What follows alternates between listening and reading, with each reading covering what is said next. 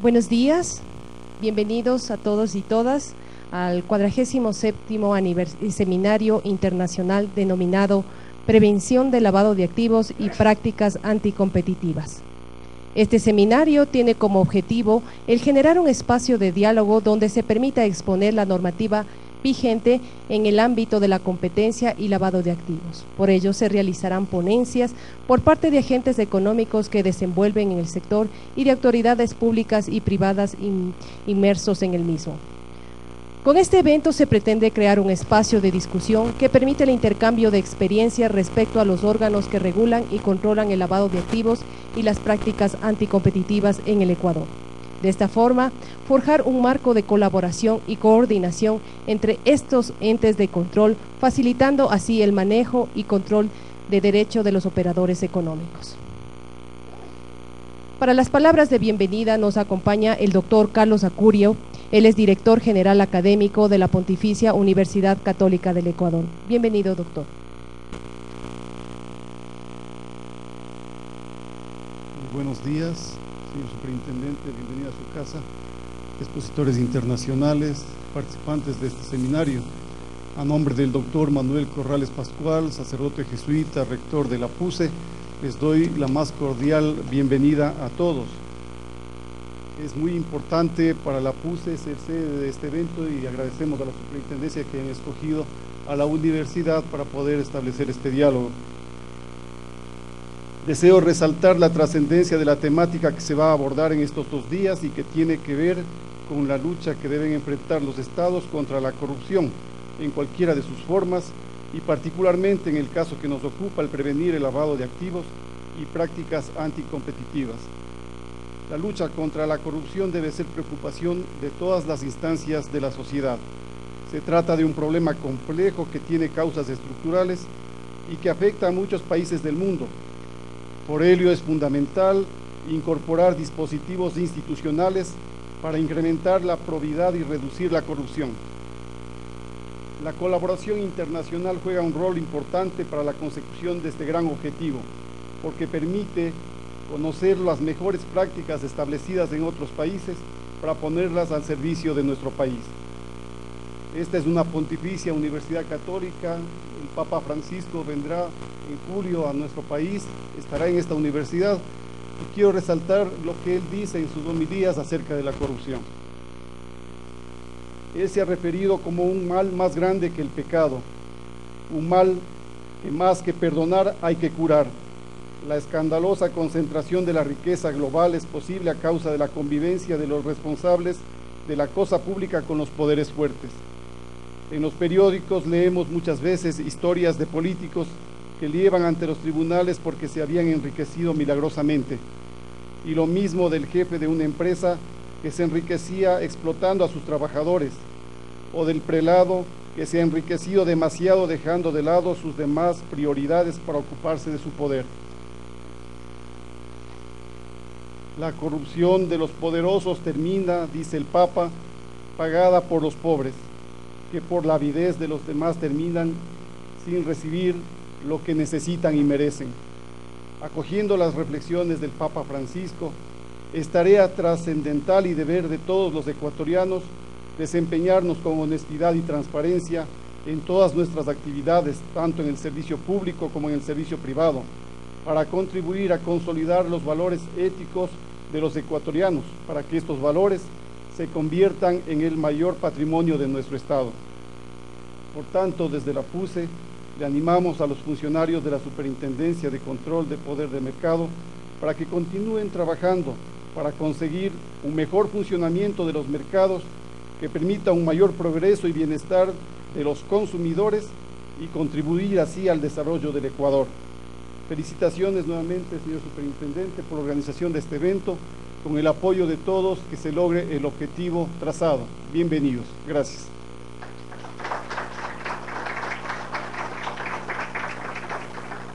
Agradecemos al doctor Carlos Acurio por esas palabras de bienvenida. A continuación, el doctor Pedro Páez, superintendente de Control de Poder de Mercado, presentará el seminario.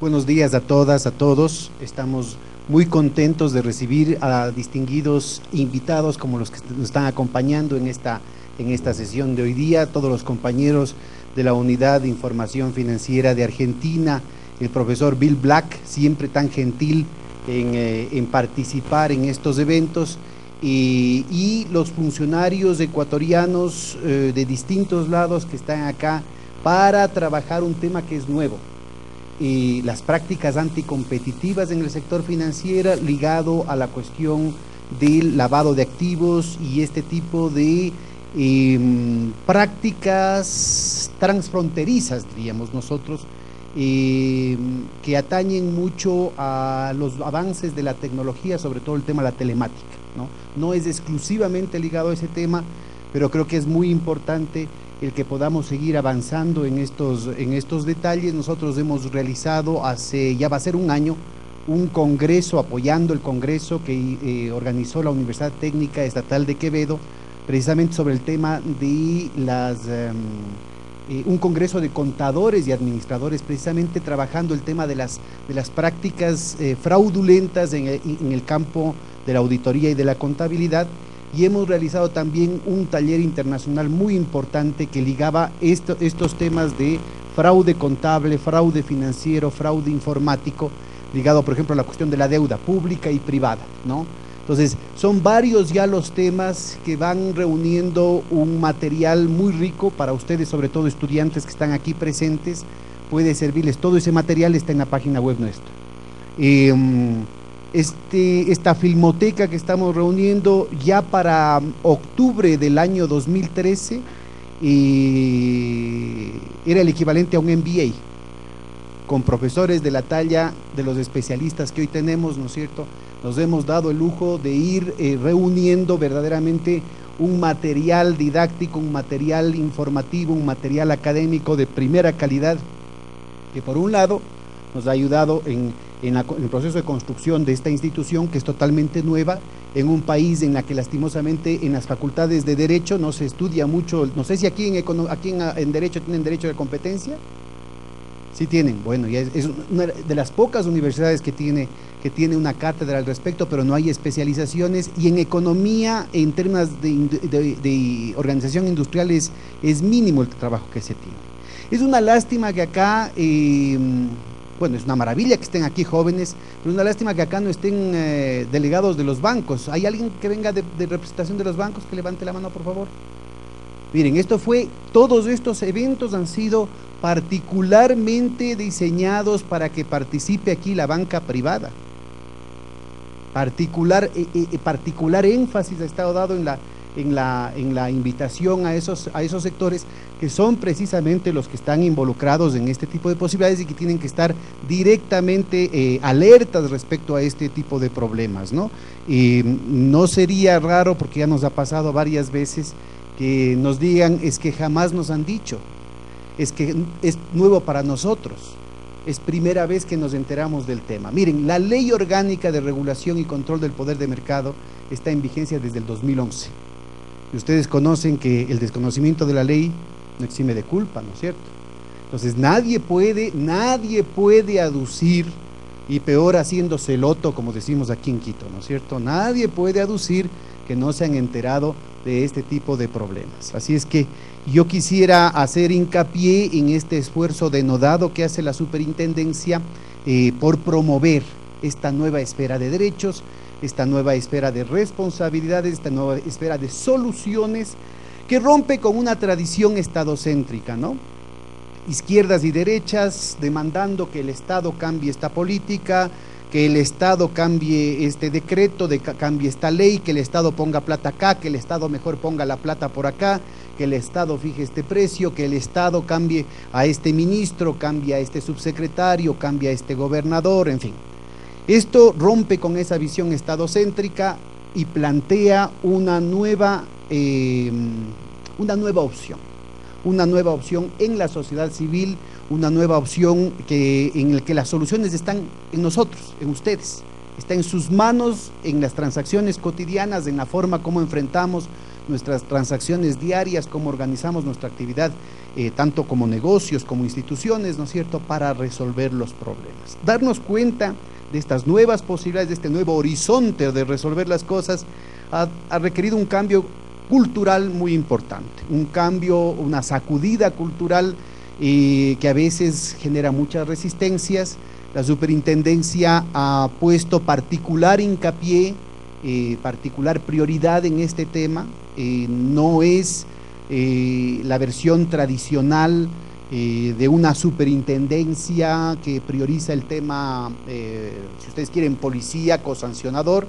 Nosotros hemos hecho un esfuerzo denodado, como estos eventos, ¿no es cierto?, por el tema de abogacía y de promoción. Con este, compañeros, vean, siéntense bonito, con este en poco más de 2 años hemos hecho ya 47 talleres internacionales. Dense cuenta ustedes del esfuerzo que significa. Con la presencia de los amigos que gentilmente nos están visitando acá ahora en la Católica, estamos rebasando los 220 expertos internacionales y los 420 expertos nacionales, solo para los talleres internacionales. Aparte de eso, ustedes me oyeron que habíamos hecho ya un congreso de contadores. Bueno, hemos hecho uno de contadores, uno de economistas, uno de abogados, y en la semana anterior acabamos de completar un congreso de agrónomos, veterinarios, agricultores, ganaderos en la ciudad de Portoviejo. Y ya estamos hablando de cifras mayores, ¿no? Es decir, un congreso con ponencia de los delegados que en el caso de los agricultores nos llegaron solamente a 800, pero que en el caso de Loja, con los economistas rebasamos los 1300. Así es que ojalá ustedes puedan participar con sus ponencias, con sus trabajos en este proceso de investigación de la realidad nacional para conjuntamente formatear un diálogo que nos permita encontrar soluciones, como es la tarea precisamente de este taller. Con todos los involucrados, con la academia como testigo, con las cámaras grabando en vivo, sin edición. Esto se está transmitiendo a través de nuestra página web, www.scpm.gov.es, generando una cultura de transparencia, una cultura de diálogo con transparencia, con todo el rigor, ¿no es cierto?, de saber que lo que uno dice, uno tiene que responsabilizarse con toda la disciplina, con toda la técnica que uno pueda hacer, y obviamente con el respeto siempre a la diferencia, la tolerancia, la pluralidad en las distintas posiciones que se tienen. Víctimas y victimarios explícitamente han estado invitados a todos estos eventos para garantizar que se ponga el dedo en la llaga y se puedan resolver los problemas. Que algunos sectores se nieguen a asistir, ese ya es otro problema, pero que quede constancia que de nuestra parte hemos hecho todo el esfuerzo para garantizar que de manera democrática, plural y tolerante estén todas las voces en este tipo de procesos.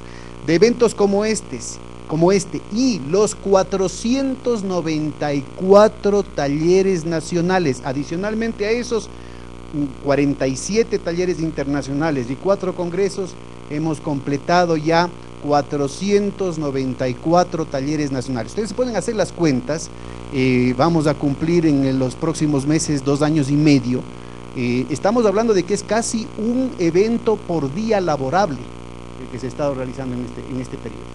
Es un esfuerzo muy claramente enfocado a la participación de la ciudadanía, muy claramente enfocado a la generación de un diálogo en una, ¿cómo les digo?, en una épica, diría yo, testaruda de tratar de resolver las cosas por las buenas, porque lastimosamente aquí en el país todavía impera una cultura, sobre todo en ciertos sectores empresariales, de llevarse por el mal, ¿no? Sí, las cosas son a las malas. Y ahí tuvimos que poner una multa de $138.5 millones a una de las empresas más grandes del país, propiedad de uno de los hombres más ricos del mundo, pero solo después, y esto es importante recalcar, solo después de meses y meses de insistir, de resolver las cosas por las buenas y firmar un compromiso de cese. Estamos hablando de la empresa, bueno, ustedes están viendo ahora, no es ninguna infidencia, ya es público, solo ahora, ¿no es cierto?, después de 2 años de haber intentado resolver las cosas por las buenas, se hubieran podido ahorrar $138.5 millones por completo. no quisieron hacerlo, y recién ahora están saliendo, ¿no es cierto?, comunicados de prensa convocando a los arrendatarios, a los arrendadores de los terrenos donde colocan las antenas en los que ellos habían aplicado esas cláusulas de exclusividad que eran reñidas con el espíritu y la letra de la ley, para resolver esa situación. Miren, yo creo que entre todos, y el papel de ustedes como estudiantes, como futuros profesionales en sus respectivos campos, entiendo que de manera fundamental están aquí Derecho y Economía, es crucial. Es necesario transformar la cultura del país, es necesario darnos cuenta, y mientras más pronto mejor, que el pasado ya quedó atrás. Ese pasado en el que ciertos sectores empresariales tenían comprado al presidente, a los diputados, a los comisarios, a los jueces, ese pasado ya no existe más. Y esta sociedad ecuatoriana, independientemente de quién esté de superintendente, de quién esté de presidente, de quién esté de alcalde, ya no se deja. Y es una de las cosas importantísimas que está pasando acá. El mes anterior, a pretexto de unas medidas arancelarias, quiso dispararse en el país una espiral especulativa, y la actitud de la gente, a través de las redes sociales, a través de los comités de usuarios que han estado animados con la telenovela que ustedes acaban de ver, esta telenovela interactiva que también es una cuestión inédita en el mundo entero. Aquí está compañero que representa a los ecuatorianos en los Estados Unidos, nos puede dar cuenta del asunto. Ya la gente no se deja. La actitud de la gente, con lo que circulan en los twitters, en los Facebook, con lo que están presentes en los comités de usuarios, con el derecho que tenemos cada uno de nosotros como comité o individualmente de ir y decir: vea señor, esto de aquí está reñido con la ley, o explíqueme por qué, si es que suben el arancel a las manzanas chilenas, las manzanas ecuatorianas están más caras, o por qué si es que suben el arancel a los cerdos importados, usted me sube la carne de pollo, o por qué sube el arroz, o por qué sube el balanceado si no hay ningún arancel sobre ese tipo de cosas, y por qué todavía en los niveles que está subiendo, cuando los aranceles estaban llamados a compensar la reducción. Óiganme bien, esto de aquí es una cosa importantísima, la reducción de los precios de los productos importados. En los últimos 7 meses el país debió haber experimentado una reducción muy significativa de los productos importados, porque ha habido una apreciación del dólar, es decir, cada dólar que circula acá debió haber comprado más productos importados. Si hubiese verdaderamente operado la ley de la oferta y la demanda, si hubiese verdaderamente operado la ley de libre mercado, esa reducción en los costos, que por ejemplo en el caso de Colombia llegó al 47%, en esa magnitud se ha depreciado el peso colombiano desde julio del 2014, debió haberse reflejado en los productos colombianos, que en buena parte inundan la canasta familiar, la canasta básica aquí en el Ecuador. Y yo creo que difícilmente alguno de ustedes me puede dar algún ejemplo en lo que efectivamente se haya reducido, y si se ha reducido, bien fregado que esté en niveles del 30-40%, como son los grados de depreciación de las otras monedas con respecto al dólar. Productos desde Europa, desde Japón, desde China, desde Corea, desde Brasil, desde Argentina, desde Colombia, desde Perú, debieron haber caído de precio. Las sobretasas arancelarias estaban llamadas a frenar esa inundación de importaciones. Pero el problema es que quien se quedó con esa diferencia fue el importador. Y ahora que hay la sobretasa para corregir ese problema macroeconómico, igual va a trasladar ese costo al consumidor, porque justamente existe un poder de mercado, un poder oligopólico en algunos casos, un poder oligopsónico en algunos casos. Esto ligado a las prácticas anticompetitivas, esto ligado a prácticas que lindan con la situación inclusive delincuencial, como vamos a conversar hoy día, marcan una estructura de incentivos en la dinámica de los mercados ecuatorianos, que sistemáticamente castiga al emprendedor que quiere hacer bien las cosas. Vean, una de las campañas más exitosas que hemos tenido es la reducción dramática de la venta de productos caducados. Así de elemental, así de básico. Capaz que ustedes ni se han dado cuenta, ustedes están más bien en sectores medios acomodados de aquí de la ciudad de Quito, tal vez lo mismo pase en la ciudad de Guayaquil, pero a medida que se acerca la fecha de expiración aquí, donde más se ve, donde la gente tiene un poquito más de conciencia, pues sacaban de percha para mandarla a los barrios populares y a las provincias. Y la venta de productos caducados, estamos hablando de medicinas y de alimentos, graves los casos de la venta de alimentos, pero verdaderamente criminal en el caso de las medicinas. Y esto es una práctica generalizada.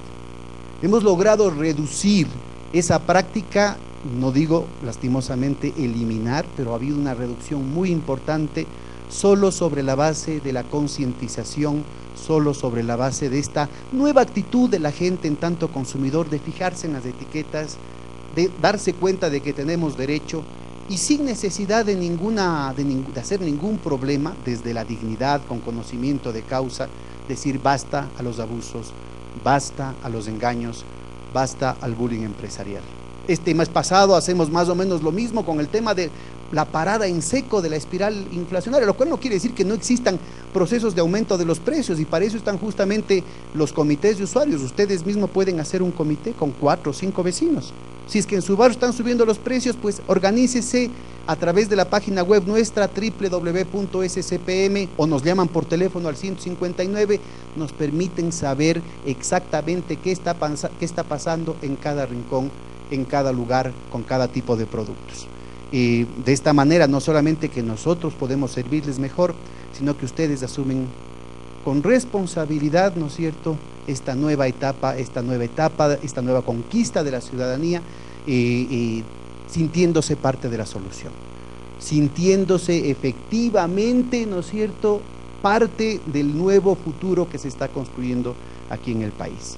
Yo creo que el plano en el que ahorita vamos a conversar estos 2 días, el plano del sistema financiero, es un campo profesional muy complicado, cada vez más sofisticado, que así como puede ser una de las palancas cruciales para un proceso de desarrollo, así como puede ser una de las palancas cruciales para distribuir y abrir posibilidades y oportunidades a gente que jamás las ha tenido.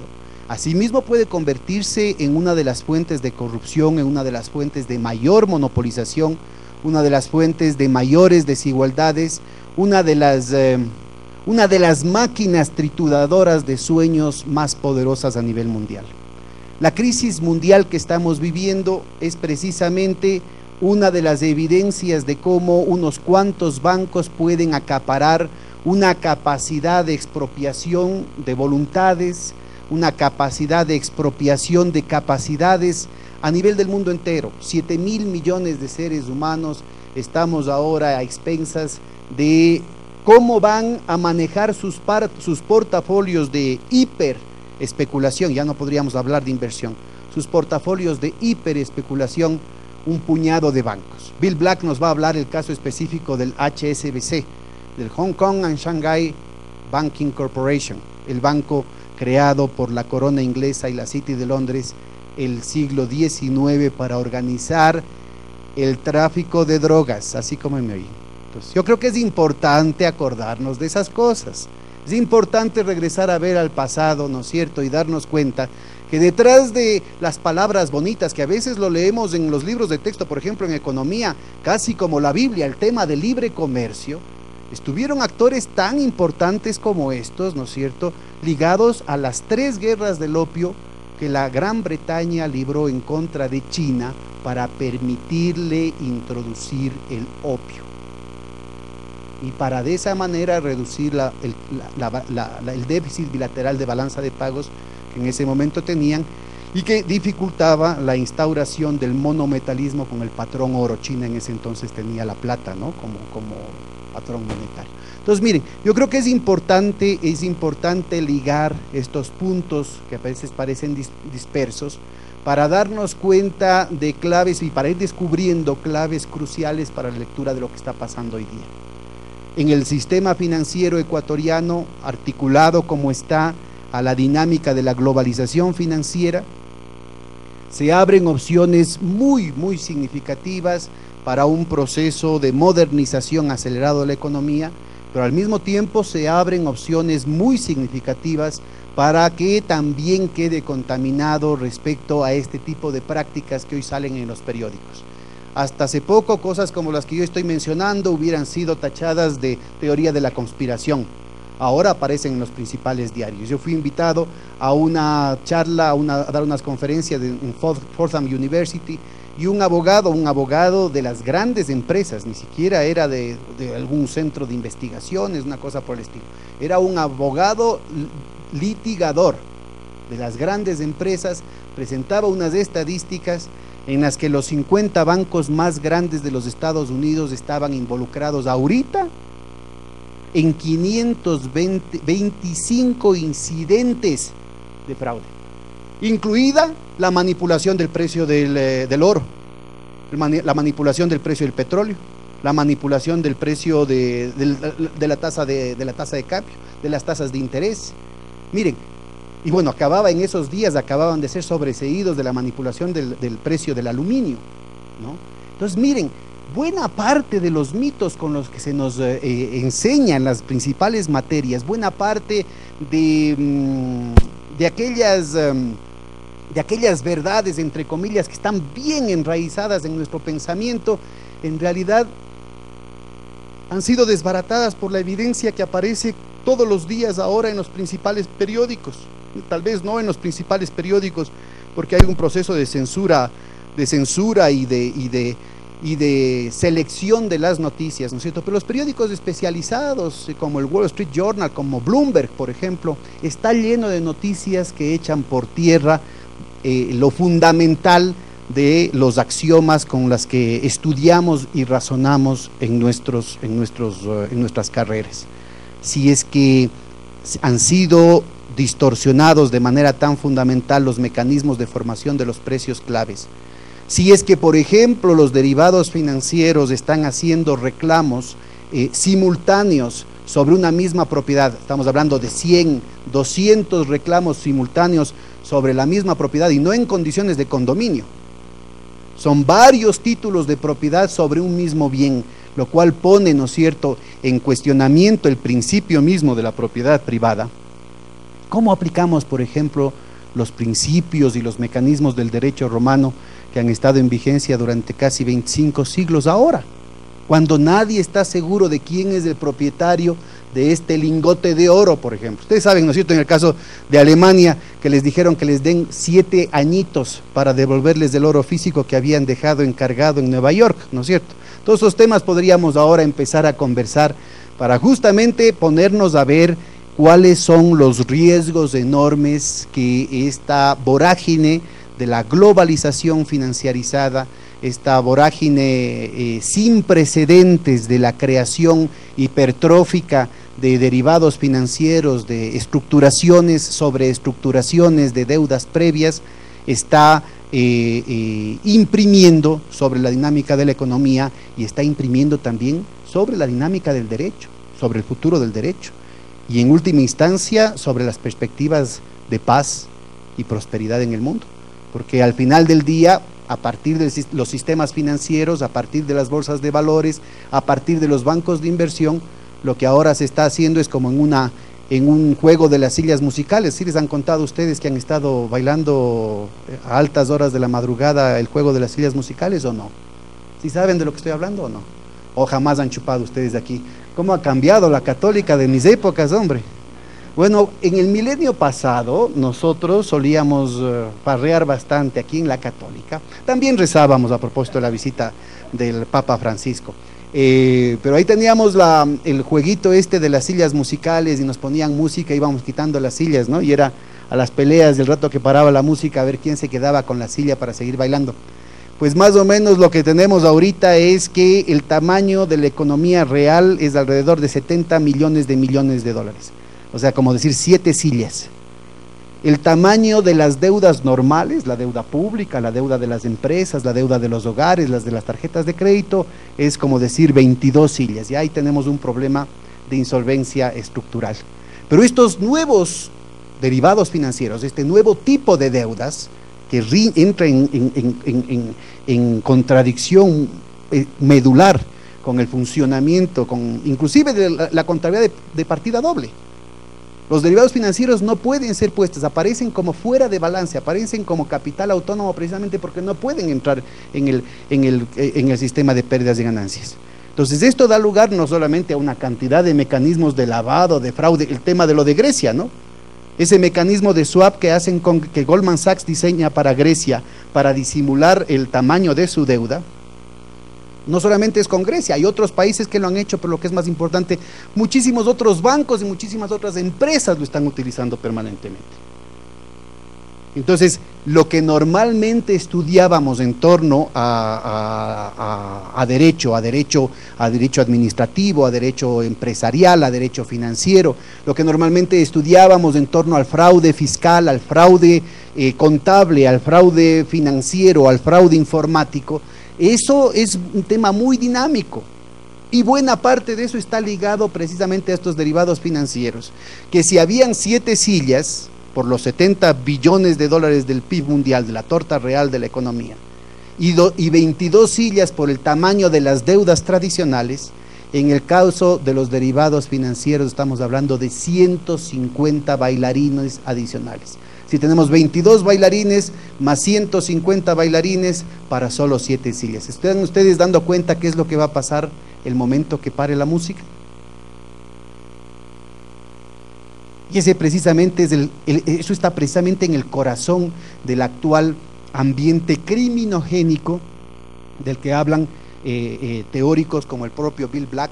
El día de hoy vamos a hablar al respecto, el papel del shadow banking, el papel de todas estas prácticas, ¿no es cierto?, que parecen inagotables y que además, y esto creo que es un tema fundamental, no sé si hay sociólogos o politólogos acá, pero aquellos que trabajan el tema del derecho constitucional, aquellos que trabajan los temas de filosofía del derecho, deberían ponerle mucha atención, porque estamos hablando de que los más grandes operadores a nivel mundial, las instituciones financieras sistémicamente relevantes, ¿no es cierto?, no paran de violar.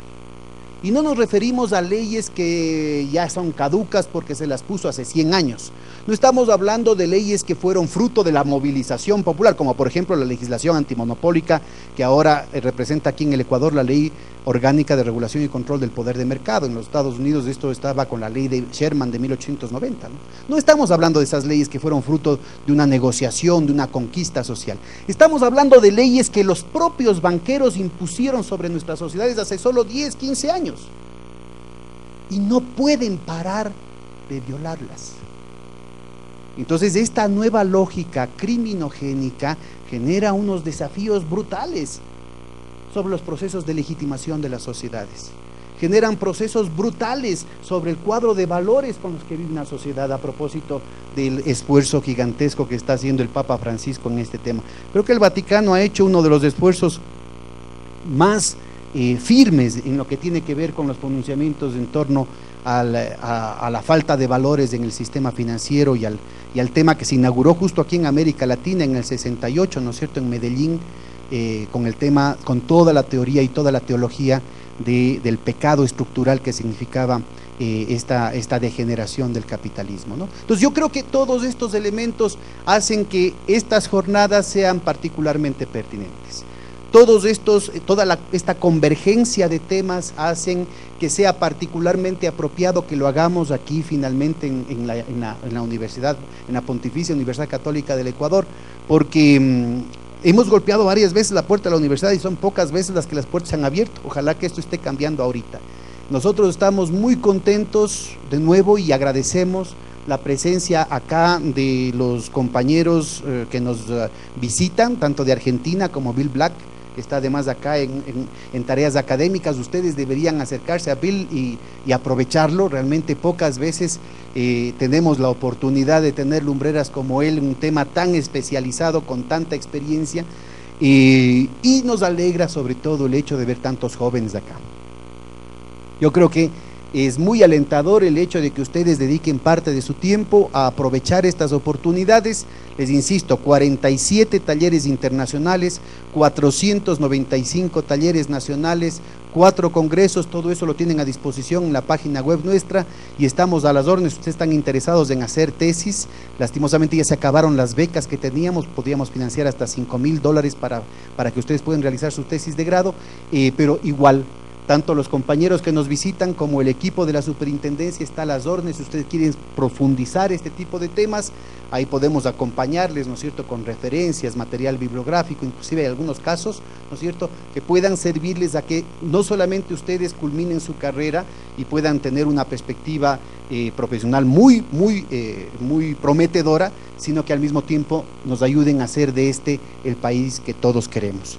Compañeros, yo quisiera acabar pidiéndoles un aplauso para los compañeros de la superintendencia que han hecho un trabajo tan intenso en estos 2 años y medio, y quisiera comprometerles a que nos sigan apoyando, sigan en contacto con nosotros, ya les digo, tweetcams, twitters, Facebook, redes sociales, talleres, congresos, todo lo que ustedes necesiten, y bueno, hasta una telenovela interactiva. Ya la próxima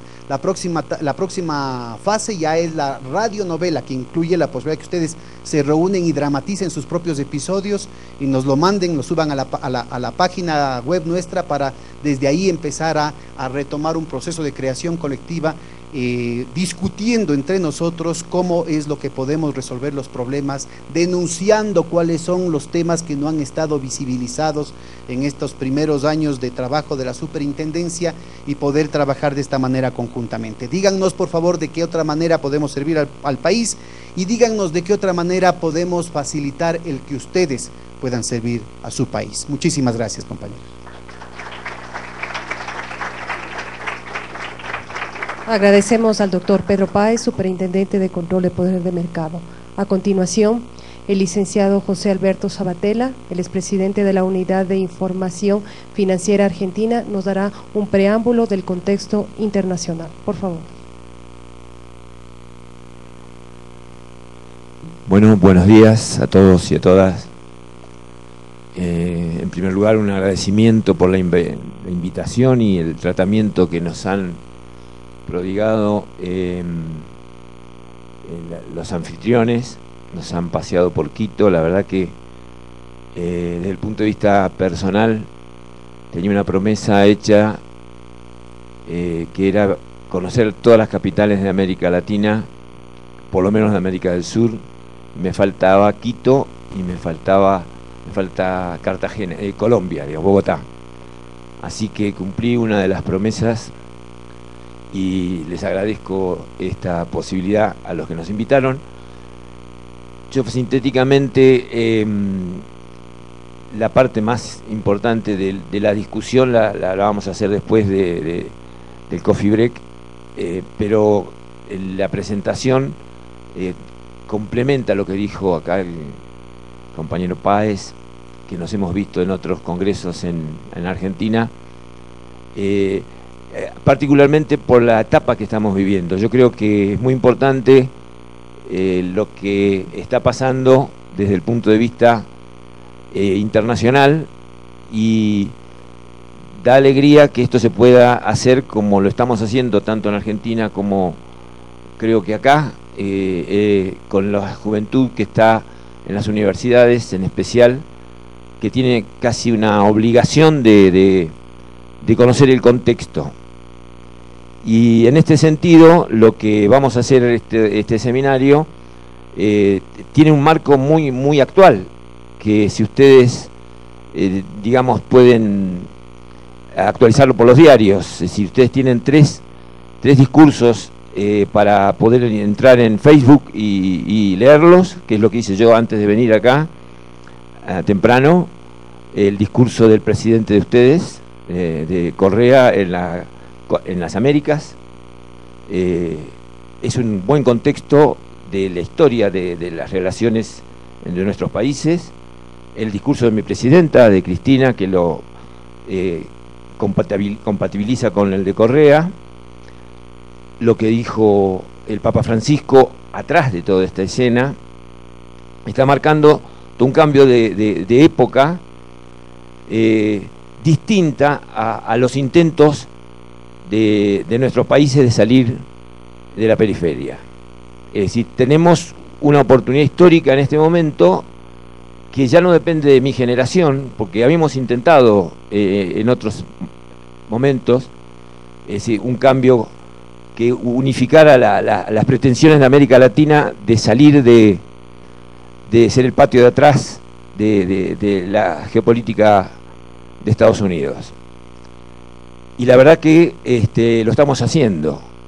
Y lo estamos haciendo en un contexto mucho más favorable de América Latina, pero con grandes conflictos actuales y a futuro, con el bloque de poder que está siendo cuestionado, que es el bloque de poder de la triada Estados Unidos, Europa, Japón. Estamos en pleno proceso. Ustedes tienen la suerte, porque dicen los chinos que ojalá nos toque en nuestra vida vivir tiempos interesantes. Y a mí me tocaron.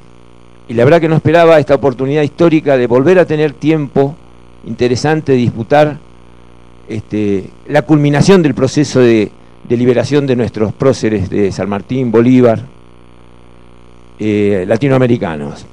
Es decir, tenemos esa oportunidad, y en esta oportunidad no es casual que estemos discutiendo la corrupción, no de delitos chicos, sino la corrupción institucional intrínseca al sistema capitalista y los principales actores.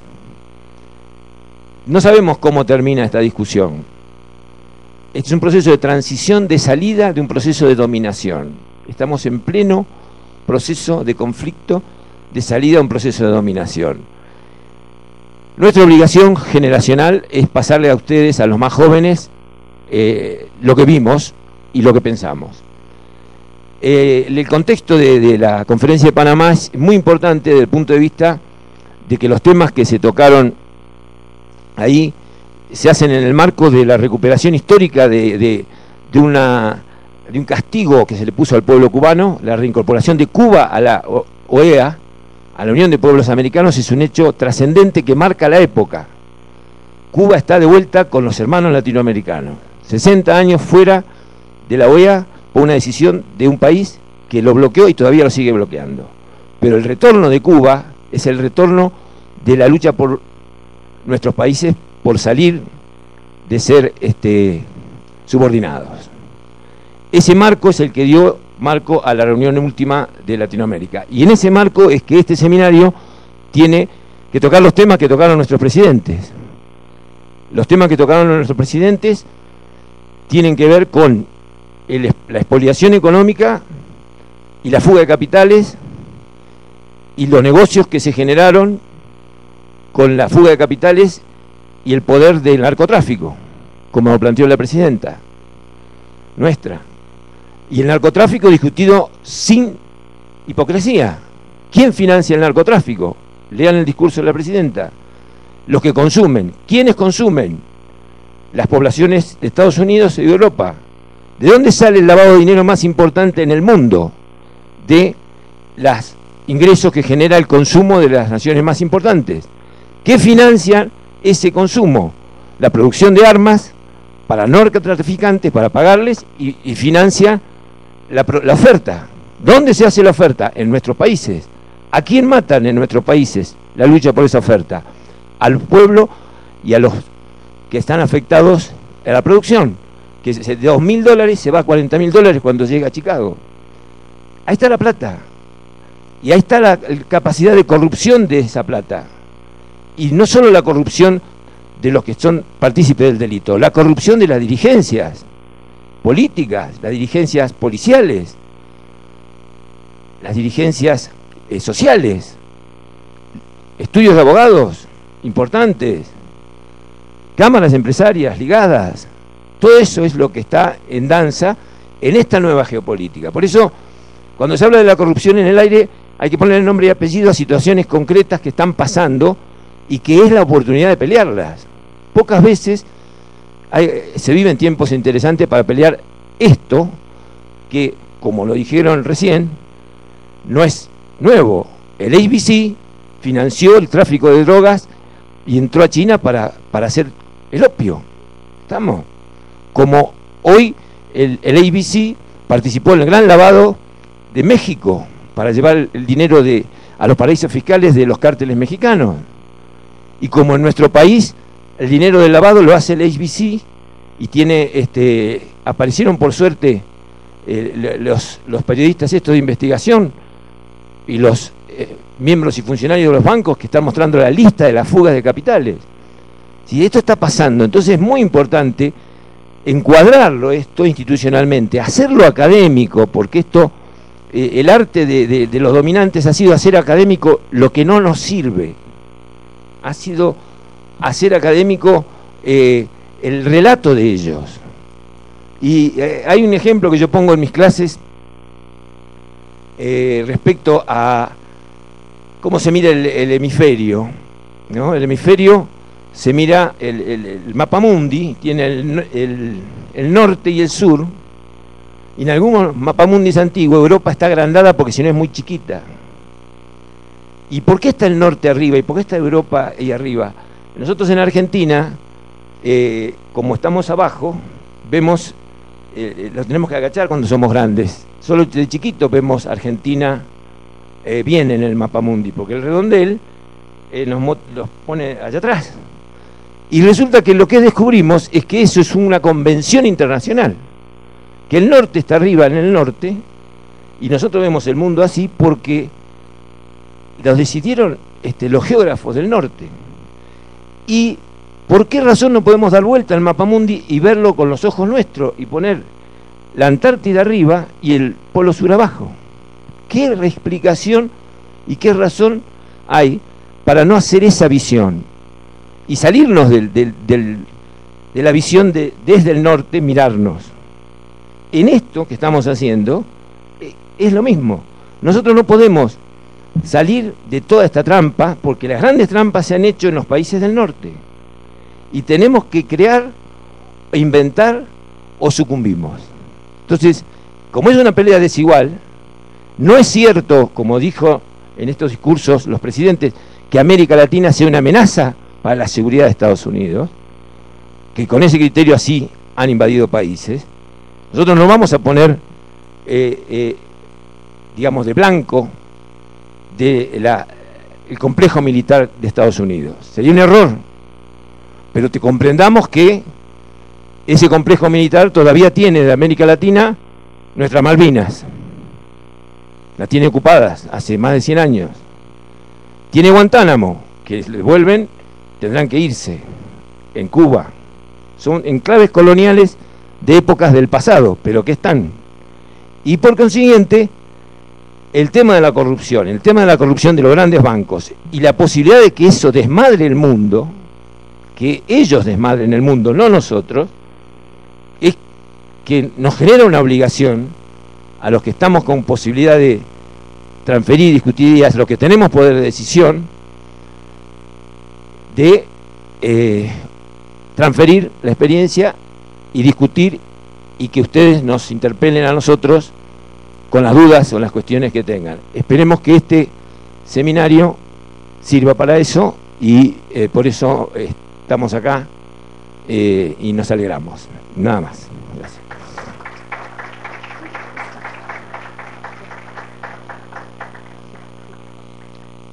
Muchísimas gracias. A continuación, el doctor Byron Valareso, él es director de la Unidad de Análisis Financiera del Ecuador.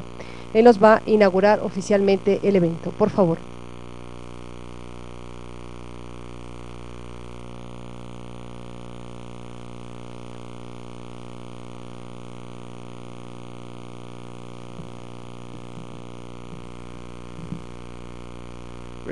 Buenos días con todos.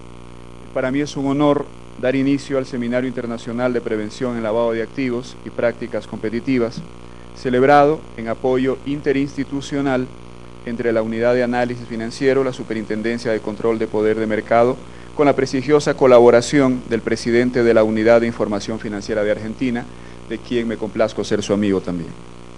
La Unidad de Análisis Financiero contempla entre sus funciones coordinar, promover y ejecutar programas de cooperación con organismos análogos internacionales y unidades nacionales relacionadas, para dentro del marco de sus competencias, intercambiar información general o específica relativa al lavado de activos y financiamiento de delitos, así como ejecutar acciones conjuntas, rápidas y eficientes a través de convenios de cooperación en todo el territorio nacional. Dice, por su parte, la Superintendencia de Control del Poder de Mercado, acertadamente, que tiene como misión velar por el correcto funcionamiento de los mercados, previniendo el abuso de poder de mercado de los operadores económicos nacionales y extranjeros y todas aquellas prácticas contrarias a la competencia que vayan en perjuicio de los consumidores, a fin de construir con competitividad y eficiencia el bienestar general de la sociedad.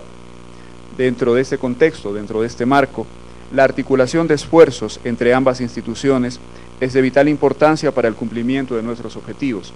Articulación de esfuerzos que vienen avanzando también en la programación de convenios para intercambiar, como lo estamos viendo en este momento, estos esfuerzos, así como información relevante, tanto para la superintendencia como para la unidad de análisis financiero, insisto, en la consecución de nuestros objetivos.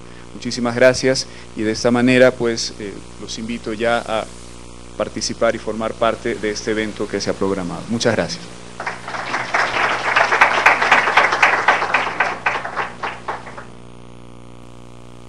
Muchísimas gracias. En este momento la Superintendencia de Control de Poder de Mercado va a suscribir un convenio de cooperación interinstitucional con el Comité Cívico Ecuatoriano en Nueva York. Aquí está el representante legal, es el licenciado, el señor Osvaldo Guzmán. Por favor.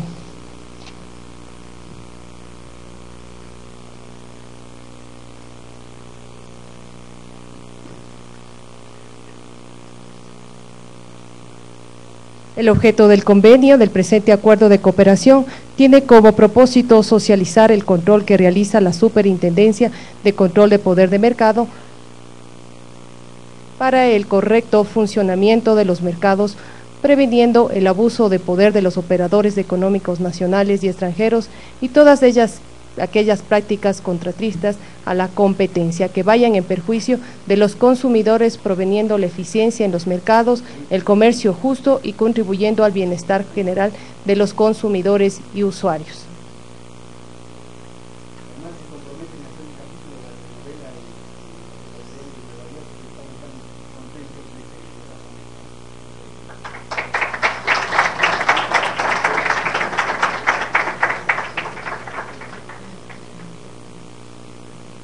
Muchísimas gracias.